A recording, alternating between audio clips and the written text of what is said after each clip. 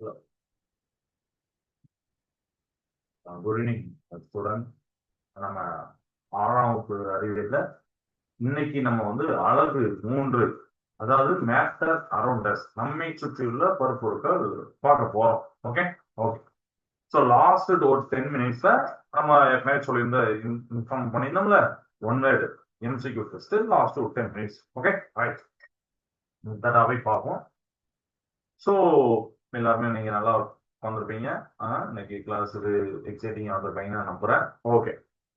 So இந்த topic உள்ள போறதுக்கு முன்னாடி ஒரு ஒரு சின்ன ஸ்டார்ட் ஸ்டோரிங் கூட கிடையாது. அது வந்து எப்படின்னா ஒரு மோட்டிவேஷன் அப்படின்னு சொல்லலாம். அதை நம்ம கேட்கலாம், பார்க்கலாம். எப்படின்னா ஒரு காலத்துல வந்து ஒரு விதை இருந்துச்சு. விதைன்னா தெரியும், இப்ப நம்ம பார்க்கக்கூடிய மரங்கள்லாம் ஒரு காலத்துல விதையா தான் இருந்துச்சு. அப்படிதானே? அப்போ இந்த விதை வந்து தன்னுடைய தாய் வந்து கேக்குது, என்னம்மா நான் வந்து சின்ன இதாவே இருக்கேன், நான் எப்பமா உங்க மாதிரி பெருசா ஆவேன்? உங்க மரத்துல பாத்தீங்கன்னா நிறைய பறவைகள்லாம் வருது, எல்லாமே சந்தோஷமா இருக்கு, பழங்கள்லாம் காய்ச்சி சந்தோஷமா சாப்பிடுது, கூடு கட்டுது, விளையாடுது, எல்லாமே நல்லா இருக்கு. நான் இப்பதான் ஒரு விதையா இருக்கேன், நான் எப்பமா நான் பெருசா ஆவேன் அப்படின்னு அந்த விதை கேட்கு. விதை ரொம்ப சின்னது, கிட்டத்தட்ட ரொம்ப கண்ணுக்கே பிடிச்சா அளவு வரைக்கும் ஒரு சின்னதா தான் இருக்கு. ஆனா அதுக்கு இருக்க கனவு பாத்தீங்கன்னா பெரிய கனவா இருக்கு. அது சுயநலமான கனவு இல்லை. அதுக்கு வந்து தன்னிட்டையும் வந்து பல பறவைகள் வந்து விளையாடணும், தன்னிட்டையும் நிறைய கிளைகள் இருக்கணும் அப்படின்னு ஒரு ஆசை. சரிங்களா? அப்போ அவங்க அம்மா சொல்லுது, அதுக்கெல்லாம் பொறுமை வேணும், ஒரே நாள் நடந்துடாது, இன்னைக்கு விதையா இருந்துட்டு நாளைக்கு மரமா மாற முடியாது, ஒவ்வொரு நாளும் பொறுமை தேவை. பொறுமை மட்டும் இல்லாம நம்மளை சுற்றி இருக்க நிறைய காரணிகள் இருக்கு. அதாவது தண்ணீர் ஒழுங்கா வரணும், காற்று ஒழுங்கா இருக்கணும், வெப்பம் கரெக்டா இருக்கணும், ரொம்ப அதிகமா சூடா இருக்கக்கூடாது, அதிகமா கூலா இருக்கக்கூடாது. ஸோ இதெல்லாம் வந்து தாக்கு பிடிக்கணும், நம்மளுக்கும் ஒரு மன தீபம் வேணும் அப்படின்னு எப்பவுமே நம்பிக்கை விட்டுறக்கூடாது அப்படின்னு அவங்க அம்மா சொல்லுது. அதே மாதிரி அந்த சின்ன விதையும் எல்லாத்தையும் தாங்குது. புயல், வெள்ளம் எல்லாத்தையும் தாங்குது. தாங்கி ஒரு நாள் பெரிய மரமா வளருது. அதோடைய அந்த வேர்களை கரெக்டா மண்ணில் நல்லா ஒரு ஃபிட் பண்ணி, நல்லா ஒரு ஸ்ட்ராங் பண்ணி, கடைசி ஒரு அற்புதமான மரம் வளருது. அதோடைய ஆசையான நிறைய பழங்கள், நிழல்கள், அப்புறம் பறவைகள்லாம் வந்து ஆடுறத அது பார்க்க முடியும். ஸோ இந்த ஸ்டோரியில இருந்து நம்ம என்ன கத்துக்கிட்டோம் ஸ்டூடெண்ட்? என்ன கத்துக்கிட்டோம்? ஸோ என்ன கத்துக்கிட்டோம்? யார் நான் சொல்லலாம். ஒரு வித மாதிரி நம்ம சின்னதா ஒரு விஷயத்த ஸ்டார்ட் பண்றது இன்னைக்கு சின்ன விஷயமா தெரியும்.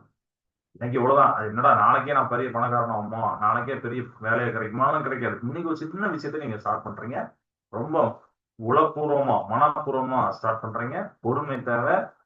அப்படி நீங்க டெய்லி அந்த சின்ன விஷயத்த கண்டிப்பா பண்ணீங்கன்னா உங்களால மிகப்பெரிய விஷயத்த சாதிக்க முடியும் அப்படிங்கிறதுதான் இந்த ஸ்டோரியோடைய உள்நோக்கம். சரியா? Okay students. சோ நம்ம இன்னைக்கு என்ன பார்க்க போறோம்னா, we are going to explore something that is everywhere around us. அதான் பேரே அப்படிங்களா? எஸ், நம்மளை சுத்தி இருக்கக்கூடிய எல்லா இடத்துலயும் இருக்கக்கூடிய ஒரு இதை பத்தி தான் நீங்க படிக்க போறோம்.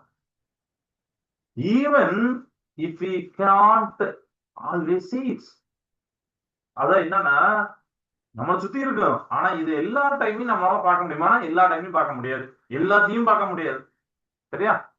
சோ எப்படி ஒரு விதை மாதிரி இருந்துச்சோ அந்த விதையிலையும் அது இருக்கு. Something that makes up that tiny seed. ஒரு பெரிய மரம், நீங்க, நான், கல்லு, டேபிள், இந்த பெண்ணு எல்லாமே பாத்தீங்கன்னா எதால ஆக்கப்பட்டது? இன்னைக்கு யோசிச்சிருக்கீங்களா? ஏதோ ஒரு இது இருக்கு, அப்படிதானே? எல்லாத்துலயும் இருக்கு. சரியா? நீங்க தெரிஞ்சா நீங்க சொல்லலாம், சார் நீங்க, நான், இந்த கல்லு இதெல்லாம் இருக்க ஒரு பொதுவான ஒரு விஷயம் இதுதான் சார் அப்படின்னு நீங்க தெரிஞ்சா உங்களோட ஷேர் பார்த்து நீங்க சொல்லலாம். Any idea? Okay good. அதாவது இன்னைக்கு நம்ம பார்க்க போறது மேட்டர் அரௌண்ட் அஸ், நம்மை சுற்றியுள்ள மறுப்பொருட்கள். அப்ப எவரிவேர் அரௌண்ட் அஸ், நம்மை சுற்றி எல்லா இடத்துலயும் கண்ணுக்கு தெரிஞ்சதும் இருக்கு, தெரியாமையும் இருக்குன்னா அதான் இது மறுப்பொருட்கள். புரியுதா? மேட்டர் கிளியரா இருக்கா? ஓகே. அப்போ இந்த இடத்துல ஒரு டவுட் வரும், வாட் இஸ் மேட்டர்? எல்லா இடத்துலயும் இருக்குன்னு சொல்லிட்டீங்க சார், எனக்கு புரிஞ்சு போச்சு. நீங்க, நான், இந்த பேனா, கல்லு எல்லாத்துலயும் மேட்டர் இருக்கு. அப்ப அந்த பருப்பொருள் அப்படின்னா என்ன? மேட்டர்னா என்ன? Matter is anything that has mass. அதாவது நிறை அடிக்கலாம்ல தமிழ்ல, நிறை and it takes up space. அதாவது ஸ்பேஸ்னா இந்த இந்த இடத்தை ஆக்கிரமித்துக் கொள்கிறது. அதுதான் நம்ம சொல்லுவோம் ஸ்பேஸ் அப்படின்னா. ஒரு எந்த ஒன்று நிறைய நிறையும் உண்டு அண்ட் இந்த ஸ்பேஸ் இந்த இடத்தை ஆக்கிரமிச்சுக்கிறதோ அதுதான் வந்து நான் வந்து ஸ்பேஸ் அப்படின்னு இடத்தை அப்படின்னு போட்டிருக்கேங்க. உங்களுக்கு புரியுற லாங்குவேஜ்ல போட்டிருக்கேன். இடத்தை ஆக்கிரமித்துக் கொள்கிறதோ அதுதான் மேட்டர். பொருள் என்ன? எந்த ஒன்றுக்கு நிறையும் இடமும் இருக்கிறதோ, இடம்னா அதுக்குன்னு நம்ம நம்ம வீட்டுல வைக்கிற அந்த நிலம் மாதிரிலாம் கிடையாது. இது வந்து அந்த இப்போ உதாரணத்துக்கு ஒரு பேனா எடுக்கிறீங்கன்னா அந்த பேனா அந்த இடத்த ஸ்பேஸ ஆக்குபை பண்ணுது. Anything occupy space. கிளியர் ஆயிட்டா? ஓகே. இடத்தை ஆக்கிரமிச்சுக்கணும். ஏன்னா இடத்தை ஆக்கிரமிக்கணும்னாம நம்ம அது கண்ணா பார்க்க முடியாம இருக்கும். ஆனா இடத்தை கண்டிப்பா ஆக்கிரமிச்சிருக்கும். அந்த இடத்த சின்ன சின்ன லிட்டில் பிட் இருந்தாலும் அது ஆக்கிரமிச்சிருக்கும். அப்படின்னா அது பேர் மேட்டர். ஓகே. சோ சில இதை நீங்க டச் பண்ணலாம், பார்க்கலாம், சில இதை ஃபீல் பண்ணலாம். அப்படிதானே? இந்த மாதிரி சில ஆப்ஜெக்ட்ஸ் இருக்கு. அதெல்லாமே நம்ம மேட்டர் தான் சொல்லுவோம். ஃபார் எக்ஸாம்பிள், நான் இப்போ பேனாவை காமிக்கிறேன். என்னுடைய பேனா அப்படிதானே? இது ஒரு மேட்டர், இது ஒரு பருப்பொருள் அப்படிதானே? வேற இத மாதிரி உங்க உங்க கிளாஸ்ல நீங்க இப்ப சைடு சுத்தி பாருங்க, நிறைய விஷயங்களை பார்க்கலாம். யாராவது சொல்ல முடியுமா? Yes. Water bottle, very good. Chair, very good. Table, very good. Book, very good. இதெல்லாம் என்னது? மேட்டர். கரெக்டா? இதெல்லாம் உங்களால பார்க்க முடியுது, டச் பண்ண முடியுது, இதெல்லாம் பண்ண முடியுது. சார் அப்போ ஃபீல்னு சொன்னீங்களா சார், அது என்ன சார் அப்படின்னா காத்து, ஏர். ஏரை உங்களால பார்க்க முடியாது. ஆனா உங்களால ஃபீல் பண்ண முடியும்.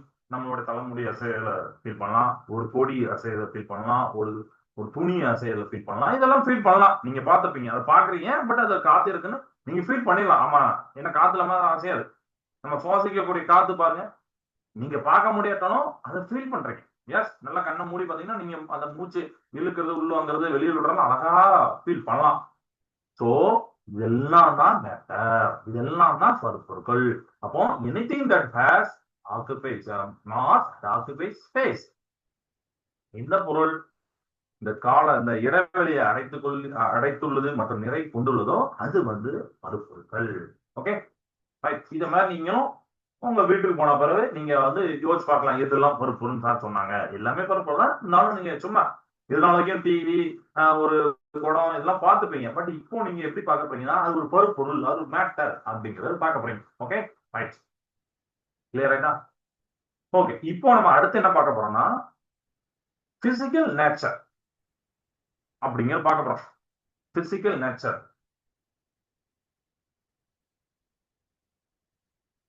பிசிக்கல் நேச்சர் அப்படின்னா நம்ம புக்கில் உள்ள மாதிரியே வேர்ட்ஸ் நான் யூஸ் பண்ணாம எப்படி உங்களுக்கு புரிய வைக்கிறதுக்காண்டி யூஸ் பண்ணிக்கிறேன்னா, பிசிக்கல் நேச்சர்னா உங்களால கண்ணால பார்க்கக்கூடிய ஒரு வடிவம். சரியா? ஒரு மரத்தை பார்த்தா நீங்க சொல்லுங்க சார் இப்படி இருக்கு சார் அப்படிங்க. ஒரு பேனா பார்த்தீங்கன்னா சொல்லுவீங்க சார் இப்படி இருக்கு சார், இது இப்படி இருக்கு சார் அப்படின்னு சொல்லுவீங்கல்ல. இதுதான் ஒரு பிசிக்கல் நேச்சர். கிளியரா? பிசிக்கல் நேச்சர் என்ன? நம்மளுக்கு வந்து எதை பத்தி சொல்லுவோம் பாத்தீங்கன்னா, நம்மளுடைய கண்ணுக்கு புலப்படக்கூடிய ஒரு வடிவத்துல இருக்கு. ஓகே, ஆனா கண்ணுக்கு இந்த இடத்துல இன்னொன்னு சொல்லிக்கிறேன். இப்ப கண்ணுக்கு புலப்பட வடிவம்னா சார் நீங்க மேட்டர் வந்து கண்ணுக்கு புலப்படாத ஒரு வகையும் இருக்குன்னு சொன்னீங்க. அப்ப அதுக்கு வடிவம் இருக்கா சார்னா இருக்கு. அதை நம்ம பார்க்க போறோம். எப்படின்னு பார்க்க போறோம். ஃபர்ஸ்ட் இதை நான் பிசிக்கல் நேச்சர் அப்படிங்கிறது இப்போ உதாரணத்துக்கு நம்ம குண்டா இருக்கிறது, ஒல்லியா இருக்கிறது, இதெல்லாம் நம்ம சொல்லலாம். ஏன்னா இதெல்லாம் உங்க கண்ணுக்கே தெரியுது. கரெக்டா? ஓகே, இதே மாதிரி நம்மளை சுத்தி இருக்கக்கூடிய மேட்டரும் இருக்கு. சோ அதை தான் நம்ம பருப்பொருளுடைய இயற்பியல் தன்மை அப்படின்னு சொல்லுவோம். ஏற்கனவே பருப்பொருட்கள் இடத்தை அடைத்துக் கொள்ளுகிறது அப்படின்னு சொல்லிட்டோம், நிறை உண்டு சொல்லிட்டோம். அப்புறம் அதுக்கப்புறம் ஒரு வார்த்தை உண்டு. அதுதான் என்னதுன்னு பாத்தீங்கன்னா, அதோட இயற்பியல் தன்மை, பிசிக்கல் நேச்சர். சரியா? ரைட். இப்போ அதை நம்ம என்னங்கிற பார்க்கலாமா? ஓகே, இப்போ matter it is made up of tiny tiny particles. இந்த பார்ட்டிகல்லாம் ரொம்ப ரொம்ப ஸ்மாலா இருக்கும். நம்மளால கண்ணால பார்க்க முடியாது கூட இருக்கு அப்படின்னு சொல்லுங்க. அப்படிதான் we can't see them with our naked eyes. கரெக்டா? ஒரு பெரிய பொருளா பார்க்கலாம். சின்ன சின்ன பருப்பெல்லாம் நம்மளால பார்க்க முடியல. சின்ன சின்ன இதா பார்க்க முடியாது. அப்படிதானே? ஒரு ஆட்டத்தை பார்க்க முடியாது. உதாரணத்துக்கு நம்ம அதே டேரக்டா சொல்லிடலாம். அது லேட்டரா தான் சொல்லணும். அது சொல்லுவோம். ஒரு ஆட்டத்தை உங்களால பார்க்க முடியுமா? பல ஆட்டம் சேர்ந்து அந்த பொருளா நீங்க பார்க்கலாம். பட் இது ஒரு பருப்பொருள். நம்ம மேட்டர் தான் சொல்லுவோம். ரைட்டா? ரைட். இப்போ நீங்க உங்க வீட்டுல இருக்கக்கூடிய ஒரு சீனி மாவுல சுகர். அந்த சுகர்ல பாத்தீங்கன்னா அந்த கியூபா சின்ன சின்னதா இருக்கும். அழகா இருக்கும் பாக்குறது. அதை எடுத்துக்கோங்க. எடுத்து நல்ல ஒரு நிறைய சுகரை கொஞ்சம் அதிகமா ஒரு 1/4 கிலோ எடுத்துக்கோங்க. அதை அந்த கியூபா பாக்குறீங்க. இது எல்லாத்தையும் ஒரு கிரஷ் பண்றீங்கன்னா பவுடர் மாதிரி ஆயிரும். அப்படின்னா அந்த கியூப் எல்லாம் உடஞ்சு அப்படி பவுடர் மாதிரி ஆயிரும். அத இன்னும் கொஞ்சம் நீங்க வந்து இன்னும் கொஞ்சம் பவுடரா மாத்துறீங்க. இன்னும் கொஞ்சம் பவுடரா மாத்துறீங்க. என்ன சார் அது எப்படி சார் மாறும்? நீங்க சொன்னது ஒரு சின்ன கியூப் சொன்னீங்க சார். ஆமா. இத நான் உடைச்சேன். கொஞ்சம் ஓரளவுக்கு வேற மாதிரி ஒரு கொஞ்சம் பவுடர் மாதிரி வருது. அந்த பவுடரையும் இன்னும் கொஞ்சம் கிரஷ் பண்ண சொல்றீங்க. உடைக்க சொல்றீங்க. அந்த பவுடரையும் இன்னும் கொஞ்சம் உடைக்க சொல்றீங்க. அப்போ ஃபைனலா என்ன சார் வரும்? அது எப்படி சார் உடைக்க முடியும்? ஃபைனலா உடைக்க முடியாத ஒரு பகுதி, ஒரு பார்ட் இருக்கும். புரியுதா? The smallest part you can't see anymore. இந்த சுகரோடைய அந்த சின்ன கியூப உங்களால பார்க்க முடியுது. ஆனா அதை உடைச்சுக்கிட்டே இருந்தீங்கன்னா, நம்ம கையால உடைக்க முடியாது. ஒரு கத்தியால உடைக்க முடியாது. நம்ம வந்து ஒரு பிசிக்கல் லேப்ல நம்ம இமேஜினேஷன்ல சொல்றேன். சரியா? உடைச்சுக்கிட்டே இருக்கும். ஃபைனலா வரைக்கும் உடைச்சிட்டே இருக்கும். அதுக்கு மேல முடியாதுன்னு ஒரு ஒரு டைம் நம்ம நிப்பாட்டிடுறோம். சரியா? அந்த முடியாத ஒரு டைம்ல இருக்கும் அந்த ஸ்மாலஸ்ட் பார்ட் அதை உங்களால பார்க்க முடியாது. நீங்க அப்படியே உடைச்சுட்டே போனீங்கன்னா கரெக்டா லாஸ்டா உங்களால என்ன பார்க்க முடியாது? அதை பார்க்க முடியாது. That's what we are talking about. சரியா? சோ இந்த பார்ட்டிகல்லாம் நம்ம நம்ம நேச்சுரலா பார்க்க பார்ட்டிகல்லாம் கான்ஸ்டன்டா மூவ் ஆயிட்டே இருக்கு. அதுக்கப்புறம் ஒவ்வொரு பார்ட்டிகளுக்கும் நடுவுல ஸ்பேஸ் இருந்துகிட்டே இருக்கும். சரியா? அந்த துகளுக்கு நிறைய துகள்கள் ஒரு இடத்துல உட்காராது. அப்படியே கொஞ்சமா கான்ஸ்டன்டா மூவ் ஆயிட்டே இருக்கும். ஓகே, அது எப்படி மூவ் ஆகுங்கிறத ஒவ்வொரு வடிவத்தை பொறுத்து இருக்கு. திடம் திரவம் அதை பொறுத்து இருக்கு. அதை நம்ம பார்க்க போறோம். Okay, so they have space between தம். அப்போ பிசிக்கல் நேச்சர்னா என்ன? இயற்பியல் தன்மை என்னன்னா, நீங்க பார்க்கக்கூடிய it means how matter looks. உங்களால கண்ணால பார்க்க முடியுது. மேட்டர் இப்ப சுகர் கியூப பாத்தீங்க, உங்களால பார்க்க முடியுது. அண்ட் எப்படி பிஹேவ் பண்ணும் அப்படின்னு இருக்கு. Without changing what it is. உதாரணத்துக்கு ஐஸ், வாட்டர், நீர், ஐஸ் கியூப், அப்புறம் ஆவியாத எடுக்கக்கூடிய ஸ்டீம். நீர் வந்து நீராவியா மாறுதுல இது. இது எல்லாமே இந்த ஐஸ், வாட்டர், ஸ்டீம்லாம் பாருங்க, வாட்டருடைய ஒரு நிலை தான். ஆனா அதோடைய இயற்பியல் தன்மை வேற வேற. இயற்பியல் தன்மைனா உங்களால கண்ணால பார்க்க முடியாது. ஐஸ் மாதிரி ஏன் வாட்டரா சொல்றீங்க? இல்ல வாட்டர் மாதிரி ஸ்டீம் சொல்லுங்க, சொல்ல மாட்டீங்க. கரெக்டா? அப்போ இதுல இருந்து என்ன தருது அப்படின்னா, பிசிக்கல் நேச்சர் அப்படிங்கிறது அந்த மேட்டரோடைய பல்வேறு நிலைகள்ல இருக்கு. பல்வேறுனா அதுக்காண்டி 10,000 நிலைகள்லாம் இல்ல. நம்மளுக்கு வந்து ஆக்சுவலி இப்ப நம்ம 3 என்ன இருக்கு. இது போக பிளாஸ்மான்னு உண்டு. அது நீங்க பெரிய கிளாஸ்ல படிப்பீங்க. இங்க படிக்கிறது சாலிடு, லிக்விடு, கேஸ். திட, திரவ, வாயு. அந்த ஃபார்முலா இருக்கு. இதுல நீங்க பாத்தீங்கன்னா 3மே இருக்கும். இது திட, சாலிட், வாட்டருடைய ஐஸ் ஃபார்மட். வாட்டர் இது லிக்விட் ஃபார்மட். ஸ்டீம் இது கேஸ் ஃபார்மட். தெரியுதா? ஓகே, ஸோ இன்னைக்கு இது வரைக்கும் போதும். ஏன்னா 1 டெஸ்ட் இருக்கு, அதுக்கு லேட் ஆயிட்டா. ஓகே, அதை எடுத்துட்டு நம்ம மீதி உள்ளதை அடுத்த கிளாஸ் பார்க்கலாம். சரியா? ஓகே, இன்னைக்கு படிச்சது ஞாபகம் இருக்குல்ல? பிசிக்கல் நேச்சர்னா என்ன, மேட்டர்னா என்ன, நம்மளை சுத்தி இருக்கக்கூடிய பருப்பொருட்கள் என்ன அப்படிங்கறத படிச்சிருப்பீங்க. ஓகே, இப்ப நான் உங்களுக்கு வந்து ஒரே ஒரு சிமுலேஷன் மட்டும் காட்டுறேன். காட்டிட்டு மீதி உள்ளது நம்ம அடுத்த கிளாஸ் பார்த்துட்டோங்க. ஸ்டார்ட் பண்றேன்.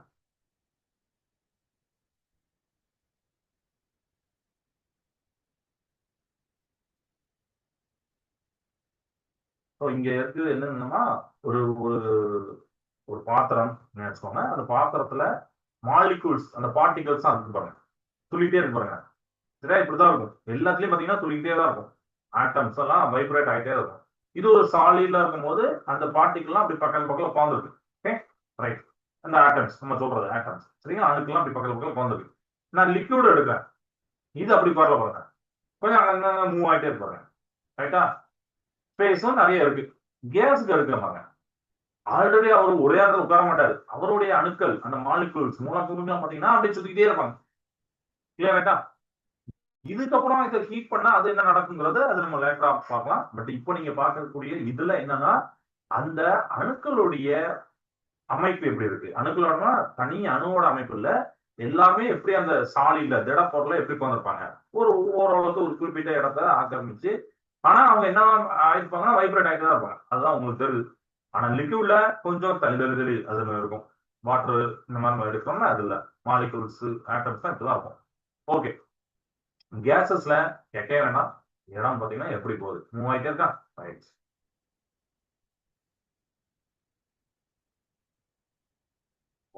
இப்போ ஒன் வேர்ட் டெஸ்ட் போலாம். இப்போ பேப்பர் எடுத்துக்கோங்க, இல்ல நோட் எடுத்துக்கோங்க, நான் ஷேர் பண்றேன் ஸ்கிரீன்ல.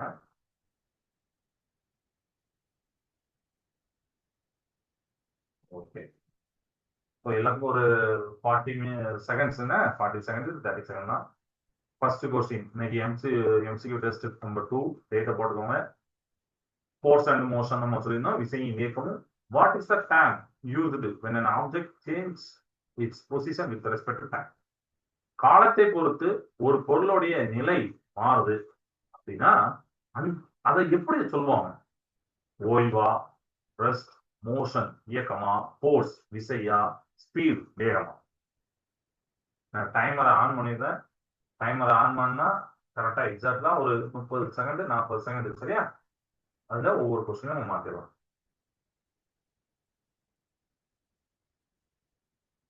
What is the time? அந்த டைம் என்னன்னு சொல்லணும். ரெஸ்டா, மோஷனா, இப்படி சேஞ்ச் ஆகுதுன்னா.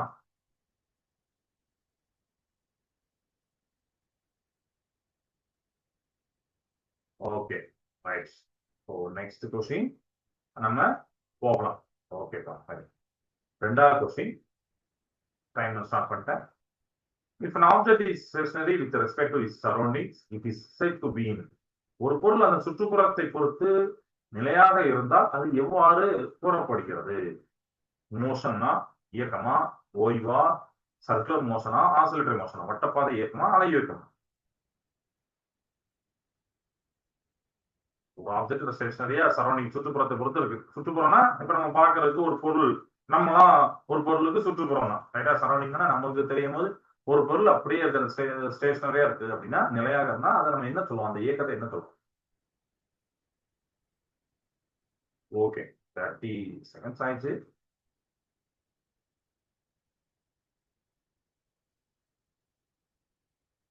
Okay, right. 40 செகண்ட்ஸ் ஆயிடுச்சு. நெக்ஸ்ட் கொஸ்டின் போலாம். Which of the following is an example of non contact force? பின்வருவனவற்றில் எது தொடா விசைக்கு உதாரணமாகும்? டைமர் ரன் பண்றேன். இதை பார்த்துக்கோங்க. Pushing a book on a table, pulling a cart by the bullock, and gravity pulling a coconut to the ground, wind making flat letter அப்படின்னு பார்ப்பாங்க. அதாவது மேசையில் ஒரு புத்தகத்தை தள்ளுறது, ஒரு காளை மாடு வண்டி இழுக்கிறது, உயிர் விசை வந்து ஒரு தேங்காயை தரையை நோக்கி இழுக்கிறது, காற்று ஒரு கொடியை அசைக்கிறது. இதுல எது வந்து தொடா விசைக்கு உதாரணம், நான் கான்டாக்ட் ஃபோர்ஸ்க்கு உதாரணம்?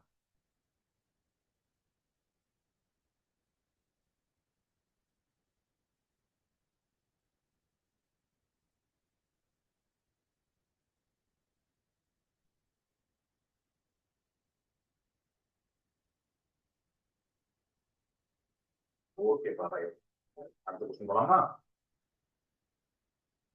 What type of motion is observed when a pencil is sharpened with a sharpener? ஒரு பென்சிலை கூராக்கியால் நீங்க பொறுமையாக்கும் போது எந்த வகை இயக்கம் காணப்படும்? இது நம்ம புக்ல இருக்கு, நான் எதுவுமே எக்ஸ்ட்ரா கேட்கல, டைம் ஆன் பண்ணிட்டேன். லீனியர் மோஷனா, நேர்கோட்டு இயக்கமா, தற்சுழற்சி இயக்கமா, சர்க்குலர் மோஷனா, ரொட்டேட்டரி மோஷனா, ஆசிலேட்டரி மோஷனா, அலைவு இயக்கமா, வட்டப்பாதை இயக்கமா அப்படிங்கிறத நீங்க சொல்லணும். ஷார்ப்னர் தான் நம்ம வந்து கூராக்கி அப்படின்னு சொல்லுவோம், அதுதான் தமிழ்ல நல்ல வார்த்தை. அது கூர்மையாக்கும் போது இந்த பென்சில் ஒரு இயக்கத்தை மேற்கொள்ளுது, அது என்ன இயக்கம்?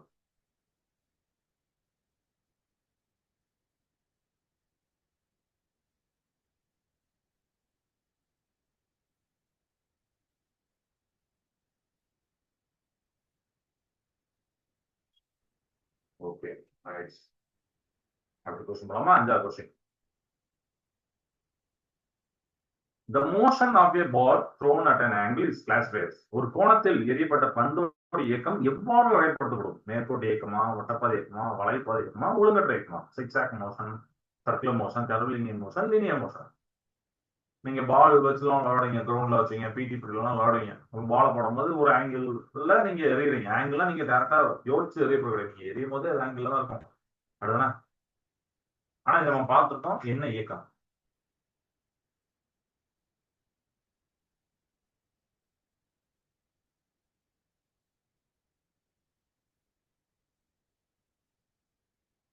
ஓகே 40 செகண்ட்ஸ் ஆயிடுச்சு. ஓகே தான், குட். நம்ம 6வது கொஸ்டின் போலாம். ரொம்ப ஈஸியான கொஸ்டின் தான். What is the SI unit of speed? வேகத்துடைய எஸ்ஐ அலகு.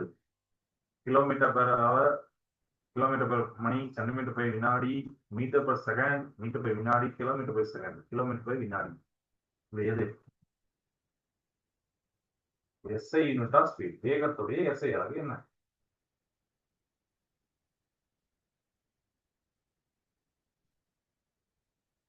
ஓகே, இதை எழுதிப்பீங்க. Okay, good. அது கொஸ்டின் போலாம். 7வது கொஸ்டின்.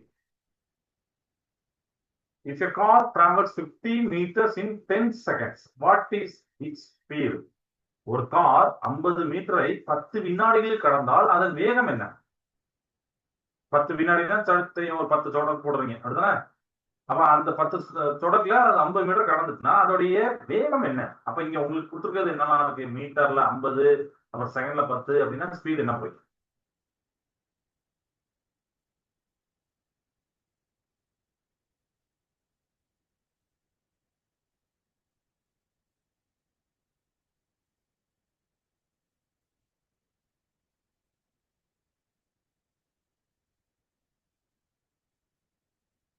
ஒரு நிமிஷம் ஆகுது. Okay, right. ஓகே, இருப்பீங்க. 50 மீட்டர் பார்ப்போங்க. 8வது கொஸ்டின் போலாம். Which of the following motion is both periodic and oscillatory? பின்னோக்கில் எந்த இயக்கம் கால ஒழுங்கு மற்றும் அலைவேகம்? ஒரு இந்த கீழே இருக்கு பார்க்கக்கூடிய ஏதோ ஒண்ணு 2 இயக்கத்தையும் மேற்கொள்ளுது. கால ஒழுங்கையும் மேற்கொள்ளுது, அலை இயக்கத்தையும் மேற்கொள்ளுது. எது? புவியை சுற்றி வரும் நிலவினுடைய இயக்கமா, நேர்கோட்டு பாதையில் செல்லும் காரோட இயக்கமா, motion of the spinning top, அதாவது சுழலும் கும்பத்தை இயக்கமா, ஊஞ்சல் ஆடிக்கொண்டிருக்க ஒரு குழந்தையோட இயக்கமா? எந்த ஒரு இயக்கம் கால ஒழுங்கு மற்றும் நீங்க வந்து இதுல 1 மட்டும் இல்லாம 2 இருந்தா கூட 2யும் கூட எழுதலாம். சரியா? அது 1 இருந்தா 1 மட்டும் எழுதுங்க. இல்ல 2 சார் நான் பாக்குறது 2 தான் தெரியுது சார் அப்படின்னா கூட அந்த 2 எழுதுங்க. பட் 2 தான் இருக்கணும் அவசியம் இல்லை, 1 தான் இருக்கணும் அவசியம் இல்லை. சரியா? உங்களுக்கு என்ன தெரியுதோ அதை எழுதுங்க.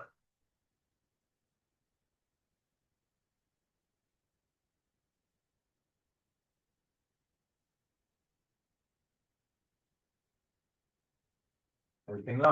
குட். ஓகே, நெக்ஸ்ட் கொஸ்டின் போலாம். 9வது question. Motion repeated in equal interval of time. ஒரு குறிப்பிட்ட கால இடையில மீண்டும் மீண்டும் நடைபெற இயக்கத்தை என்ன சொல்லுவோம்? கால ஒழுங்கு இயக்கம், கால ஒழுங்கற்ற இயக்கம், வட்டப்பாதை இயக்கம், அலைவு இயக்கம். பீரியாடிக் மோஷன், சர்க்குலர் மோஷன், நான் பீரியாடிக் மோஷன், ஆசிலேட்டரி மோஷன்.